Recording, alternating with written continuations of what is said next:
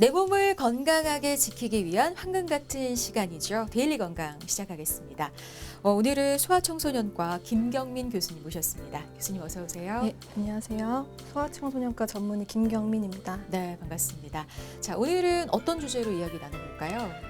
네, 예로부터 심장은 생명과 동일한 의미를 지니고 있다고 여겨졌습니다. 네. 때로 두근두근이라는 이 익숙한 심장 박동 소리로 우리는 살아있다는 것을 느낄 수 있기 때문입니다. 하지만 이런 심장 박동에서 정상적인 심장 소리 외에 다른 소리가 나면 심자붐을 의심해 볼 수 있는데요. 심자붐은 심장병을 알리는 신호가 되기 때문에 조기 진단이 필요합니다. 네. 오늘은 아이들에게 일어날 수 있는 심자붐의 원인과 치료법에 대해 자세히 알려드리도록 하겠습니다. 네. 병원에서 아이의 심장에 잡음이 있어서 대학병원 진료가 필요하겠다라는 말을 듣게 된다면 정말 걱정이 이만저만 아닐 것 같아요. 특히 아이가 신생하거나 영아일 경우는 더욱 그럴 텐데요. 자, 오늘은 소아심장병을 의심할 수 있는 심잡음에 대해서 알아보도록 하겠습니다. 근데 먼저 심잡음이 무엇인지 알아보기 전에 심장이 우리 몸에서 어떤 역할, 기능을 하는지부터 좀 짚어보면 좋겠죠. 네, 심장은 우리 몸 구석구석에 피를 짜주는 펌프로서 4개의 공간으로 나누어져 있습니다. 폐로 피를 보내주는 오심방, 오심실과 폐를 돌아서 산소가 풍부해진 피를 몸으로 다시 보내주는 좌심방, 좌심실이 있습니다. 네. 몸에 산소를 공급한 피는 다시 오심방, 오심실로 돌아와서 끊임없이 피의 순환이 이루어지게 됩니다. 각각의 연결부에는 문의 역할을 하는 판막이 있고 심장 펌프가 피를 쭉 짜줄 때 판막이 적절하게 열리고 닫히면서 피가 바른 방향으로 돌게 됩니다. 근데 심장에 어떤 상황이 발생했을 때 이 심잡음이 들리는 걸까요? 네, 청진기로 심장 소리를 들으면 4개의 판막이 정상적으로 닫히면서 심음이 들리게 되는데요. 심잡음은 심장의 각각 연결 부위에 문 역할을 하는 판막이 정상적으로 닫히면서 나는 소리, 이러한 정상적인 심음 외에 다른 소리를 말합니다. 그렇군요. 근데 특히 신생아의 경우가 성인에 비해서 심잡음이 나타날 비율이 더 높다고 하던데 그건 왜 그런 건가요, 교수님? 네, 심자붐이 나타나는 비율이 신생아에서 높다기보다는 신생아 때는 아직 혈관이 덜 자라서 정상적인 심장에서 심자붐이 들리기도 하고 선천성 심장 질환, 즉 심장 구조 자체에 문제가 있어 피가 정상적인 길로 지나가지 않기 때문에 나는 심자붐도 있기 때문에 네. 심자붐이 신생아에게서 더 많이 들린다는 이야기가 있는 것 같습니다. 네. 성인에서도 나이가 들면서 나타나는 기능적 문제와 구조적 변형으로 인해 심자붐이 들릴 수는 있습니다. 네. 그러니까 아기에게서 심잡음이 들린다고 해서 무조건 너무 걱정할 필요도 없겠지만 그렇다고 또 간과해서도 안 되겠죠. 네, 아기가 심자붐이 들린다고 이야기를 들으셨다면 그냥 무시해서는 안 됩니다. 심장 소리가 이상하게 들린다면 병원에 방문해서 전문가의 진단 하에 경과를 지켜보는 것이 가장 좋습니다. 심자붐이 들리는 아기에게서 병이 발견될 확률은 8% 정도입니다. 높은 확률이라고 할 수는 없으나 무시할 수도 없는 확률입니다. 그렇군요. 근데 이제 그냥 둘 경우에 자연스럽게 좀 나아지기도 하는 건지 궁금해요. 네, 심장병 중에는 특별한 치료 없이 저절로 좋아지는 경우도 있습니다. 실제로 초반에 아이들이 별다른 증상이 없는 경우에는 심자붐이 있더라도 좀 더 기다려서 좋아지는 것을 기대해 볼 수 있습니다. 그러나 심자붐의 원인이 무엇인지 정말로 심장에 문제가 있는지 확인이 필요하고 심장병이 있는 것이라면 저절로 좋아질 만한 것인지 아니면 점점 진행할 수 있는 것인지를 정확히 확인하는 과정이 필요합니다. 네. 근데 이제 너무 마냥 기다리다가 치료 시기를 놓쳐서는 안 되겠죠. 자, 이렇게 심자붐으로 병원을 찾는 아기와 부모들 많이 있나요? 네, 실제로 신생아 때 조리원이나 예방접종을 위해 방문한 소아과에서 심장 소리가 이상하다고 찾아오는 경우도 많고 아이가 어릴 때는 들리지 않았는데 유치원이나 초등학교 입학 후에 심자붐이 들린다고 해서 내원하는 경우도 많이 있습니다. 자, 그렇다면 심자붐이 보통 어떻게 구분이 되나요? 네, 심자붐의 원인은 크게 2가지로 생각할 수 있습니다. 네. 정상적인 심장 구조에서 나는 기능적 심자붐과 심장 구조 이상이나 기능의 문제로 인한 병적 심자붐입니다. 정상적인 심장 구조에서 나는 심자붐은 대부분 아이가 크면서 소리가 사라져서 걱정할 필요가 없습니다. 하지만 심장 구조 이상이나 기능 이상에 의한 병적 심자붐은 치료가 필요합니다. 그렇군요. 그럼 병원에서 기능적 심자붐과 병적 심자붐 어떻게 구분을 하나요? 네, 기능적 심자분과 병적 심자분 모두 1차적으로 청진과 환아 상태를 보고 감별할 수 있지만 청진으로는 애매한 경우가 있어 소아 심장 초음파를 통해 확진합니다. 최근에는 아이가 엄마 뱃속에 있을 때 태아 정밀 심장 초음파를 통해서 심장 구조를 확인할 수 있기 때문에 출생 직후 관리가 필요한 선천성 심질환을 감별할 수 있게 되었습니다. 네. 근데 만약에 심장 초음파 결과가 정상인데도 심자붐이 계속해서 들린다면은 추후에 검사를 다시 해봐야 할까요? 네, 연령에 따라 다양한 종류의 심자붐이 나타날 수 있습니다. 심자붐이 사라졌다가 성장하면서 다른 종류의 심자붐이 들릴 수도 있습니다. 그때 진료를 통해 심장 초음파 검사 여부를 결정하면 됩니다. 과거의 심장 초음파 검사 결과가 정상이고 기능적 심자붐인 경우 안심해도 됩니다. 네. 다만 심장병이 의심되는 상황이라면 심장 초음파 재검사가 필요할 수는 있습니다. 네. 근데 이제 심장 초음파를 하기 위해서 아이들의 경우에는 수면 유도가 또 필요하잖아요. 이게 또 안전한지 궁금해요. 네, 선천 심질환 가능성이 있어 자세하고 정밀한 구조적 파악이 필요한 경우 수면 요도를 한 후에 심장 초음파 시행을 하게 되는데요.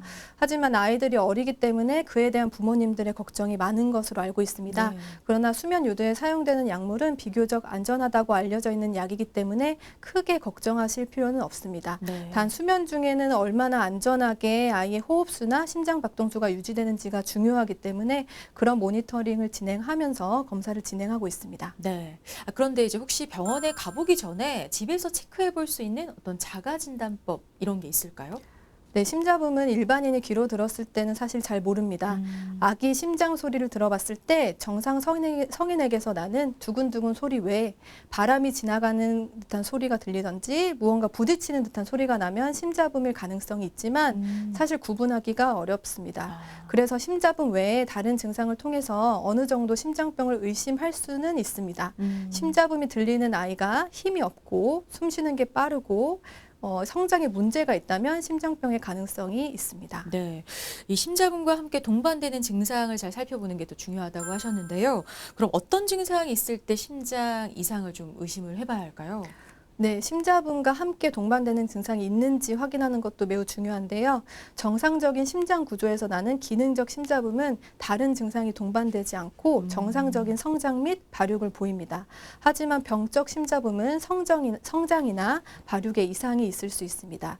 하지만 특별한 동반 증상이 없이 심장병이 있는 경우도 있어 증상만으로 알아차기는 어려울 수 있습니다. 그렇군요. 이 기능적 심자붐의 경우에는 나이대별로 좀 원인이 다르다고 들었는데 어떻게 다른가요, 교수님? 네, 기능적 심자붐은 나이대별로 다르게 나타납니다. 출생 후부터 들리는 경우, 아기가 아직 어리고 혈관이 충분히 자라지 않아서 들리는 경우가 많습니다.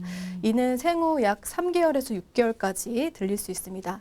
두세 살 때부터 들리는 기능적 심자붐은 쉽게 표현해서 심장으로 피가 들어가고 나가면서 통이 울리는 소리입니다.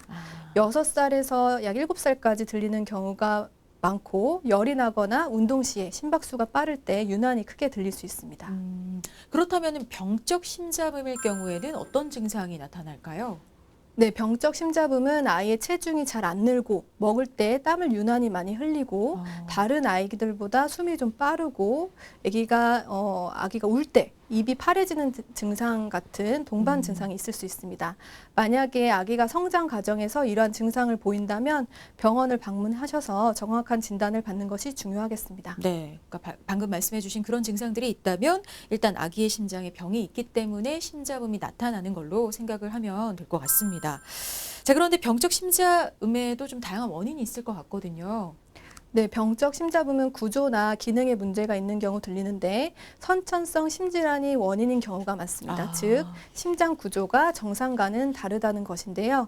가장 흔한 것은 심실 중격 결손으로 심장에 있는 4개의 방 중에서 좌우 심실 사이에 있는 벽에 구멍이 생긴 것을 말합니다. 가장 흔한 선천성 심장 질환으로 선천성 심장병의 약 25%를 차지합니다. 그렇군요. 그러니까 심실 중격 결손이라는 병에 의해서 이 병적 심자붐이 생기는 경우가 많다는 건데요.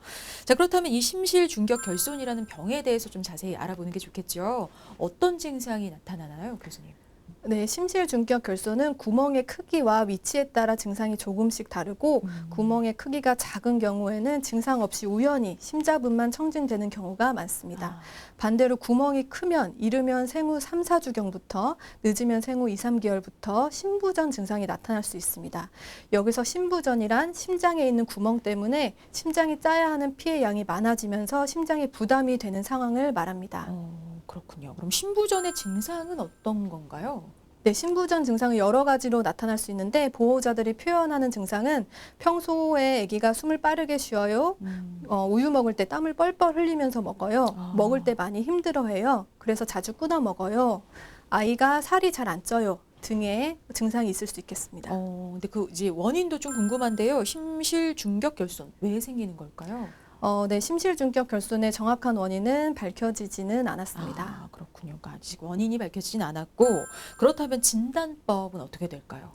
네, 심실중격 결손 진단은 소아 심장 초음파를 통해 이뤄집니다. 심장 초음파로 동반되는 다른 구조적 이상은 없는지 관찰하고 심장과 폐의 전반적인 상태 확인을 위해 보조적으로 흉부 방사선 검사를 시행합니다. 네.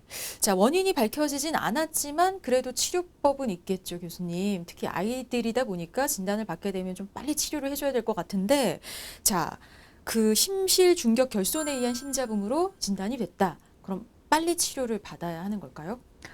예, 치료 방법은 구멍의 위치와 크기, 아이의 증상에 따라서 다릅니다. 심실중격 결손 중에서도 가장 흔하게 생기는 위치에 구멍이 있고 크기가 또 작으면 특별한 치료가 필요하지 않는 경우가 많습니다. 이 경우 자연적으로 다치는 경우가 많아서 정기적으로 외래에서 아기 상태를 평가하고 심장 초음파를 하면서 경과 관찰을 합니다.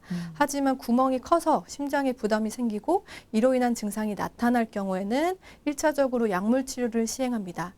심장과 폐에 많은 양의 피가 부담을 주는 것을 막기 위해서 이뇨제와 같은 약물 치료를 사용하고 증상이 좋아지고 체중이 정상적으로 증가한다면 약물 치료를 중단할 수 있습니다. 하지만 약물 치료 후에도 증상이 지속된다면 수술적 치료가 필요할 수 있습니다. 그러니까 증상이 심각할 경우에는 수술 치료까지 할 수도 있다는 건데요.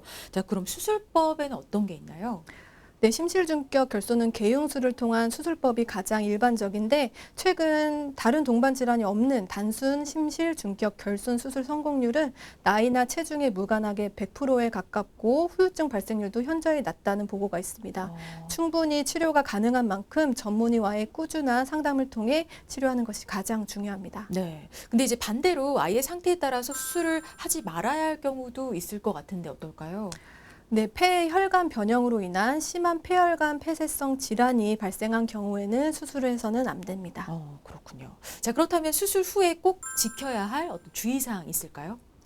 네, 만약에 수술이 성공적으로 잘 되었다면 상처 부위만 소독이 잘 되고 회복된 후에는 뭐 특별한 주의사항은 없습니다. 네.